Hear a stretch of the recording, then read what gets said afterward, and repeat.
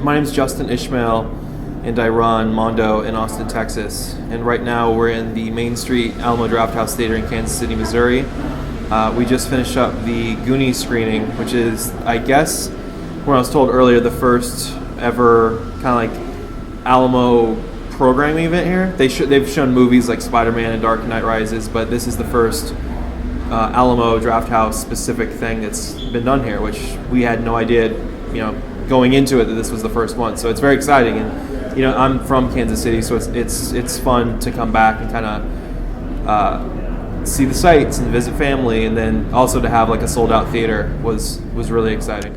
My name is Justin Ishmael. I run Mondo in Austin, Texas, and I've been told this is the first official Alamo event at the former AMC Main Street Theater. So, fuck you, AMC. I guess this is like the champagne or wine bottle against the ship. This is the christening of the theater. I guess. I don't know. I'm not supposed to say this. I'm not sure what this is, but I think this is the first one. So I'm very excited. It's a Mondo event. I'm very excited that all of you sold the event out. Mondo is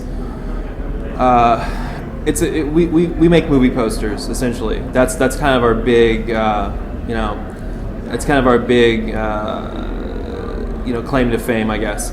We also do records. We do VHS tape, stuff like that, but we do alternative movie posters for films. It started out in Austin, Texas. I would say 2004-ish, 2003. There's this thing called the Rolling Roadshow that travels around the country and shows it's famous movies, famous places. So Martha's Vineyard, we'd show Jaws. In Kentucky, at Fort Knox, we would show Goldfinger. And Rob Jones is the guy we work with. He does like all the White Stripes artwork, stuff like that, like all the Jack White album covers. He had this idea to get all of his music buddies that did gig posters for bands to do posters for movies. And they did one for every movie on the tour. It was like 8 or 10 movies. And that just kind of built within the last, I guess it's 8 years now, to where it is now, where we're doing posters for The Dark Knight Rises for Warner Brothers, and we're doing official Goonies posters for Tonight Show. So that's kind of our big, like I said, claim to fame. We do alternative movie posters, screen printed movie posters, limited edition movie posters for films that we love. It's so close. USB. They heard you. They picked it. Oh, Goonies 1080. Let's do it. No. Oh man. Yeah. They're teasing. Oh, there we go. You can't see it. You gotta see it. There we go. But yeah, so it's metallic. It looks really, really good. This is like one of my favorites. Randy Ortiz. He did stuff for our first gallery show at South by Southwest. They're all originals, and this is his first like full-on screen print thing for us. So, as you can see, it's really good, and we're gonna have this guy on a lot more. So, hope you guys like it. Sorry, the top and bottom were cut off. There we go. Jessica and Caitlin are out front here.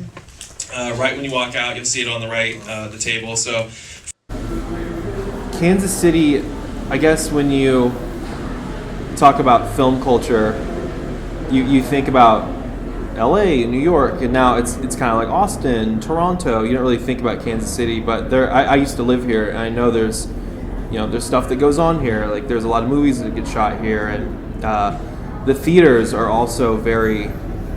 This used to be like a big stop for Hollywood stuff. Like this, I think the theater we're sitting in now used to be 3,000 seats, and they had a big Alien premiere here with Sigourney Weaver, and they showed the uncut Wild Bunch here, and Sam Peckinpah was here, and it used to be a huge deal. And then I think it just kind of this happened everywhere, where it just kind of deteriorated. Like drive-ins started drying up, and home video came, and the theaters, people stopped going to theaters, and now it's kind of a drag to go to theaters. People talking, the projection's not very good. It's really expensive to do it, and especially when TVs and Blu-ray are starting to come in and be equal to, and sometimes greater than, what you're getting at the movie theaters, presentation wise. And so when I was living in Kansas City like 6 years ago, I would go down to the Alamo Drafthouse in Austin, Texas, and it was just mind-blowing. They don't show ads before the movie. They have curated specific pre-shows to where if you're going to see Dark Knight, they'll have, this Batman, this weird Batman Japanese thing, or this bootleg Turkish thing, and they'll show Batman the animated series clips or whatever. So it gets you in the mood for it. And they do specific like specialty programming, and it's really like the best. I mean, I work there, so I guess this may seem like a paid presentation, but I really do believe it's like the best theater. And so I moved from Kansas City kind of specifically to watch movies at the Alamo Drafthouse, like only. I didn't have a job. I ended up working for them because I was like a janitor. Like I'd paint walls and I'd clean bathrooms, and I would, when we were building theaters, I was like the trash guy and I would sweep. But I wanted to watch movies, and never, I moved away, never ever thinking that Kansas City would get a theater. And then, 6 years later, the founder, Tim League, was like, hey man, don't tell anybody this, but we're taking over the AMC Main Street Theater, and we have an Alamo in Kansas City. I was like, why? That doesn't make why? That's nuts. Like I would never ever would have believed that would happen, and it's here. And tonight we had a sold out theater for Goonies, and that was amazing. Like it's honestly, like we've done a lot of stuff and worked with like a lot of directors since I came on at Mondo, and this is like one of the proudest moments I've had, just coming back and your hometown. And we used to do shows here at the Screenland, and we'd have like 20 or 30 people show up. We'd show like Zombie or The Psychic or White Line Fever, and like no one would really come.